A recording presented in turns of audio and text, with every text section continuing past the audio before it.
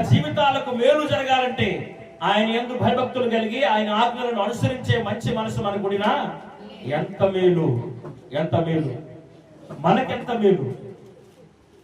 చక్కగా యెహోషువ గ్రంథంలో 3వ అధ్యాయంలో యెహోషువకి అట్టి మనసు ఉంది కాబట్టి దేవుడు యెహోషువని కనపరిచాడు. ఇశ్రాయేలులు యోర్దాను దాటి అవతలకు వెళ్ళిపోయారు. చప్పుడు దేవుని హల్లెలూయా, హల్లెలూయా. నీ ముందర ఉన్న యుద్ధాలు లాంటి, ఎరుకో లాంటి, ఎర్ర సముద్రం లాంటి, మారా లాంటి అనేకమైన చేదైన అనుభవాలు, అనేకమైన సమస్యలు, శోకములు అనేకమైనవి నన్ను చుట్టుముట్టిన, నన్ను చుట్టుముట్టిన మనం వాటన్నిటిలో నుంచి విడిపించబడాలంటే మనలో ఏముండాలంటే ఆయన యందు భయభక్తులు కలిగి ఆయన మాట మీద ఆనుకొని దృష్టి ఉంచి నడుచుకుని ఆయన ఆజ్ఞలను అనుసరించే మంచి మనసు ఉన్నా మనకెంత మేలు. నాకే కాదు, నా కుటుంబానికి ఎంత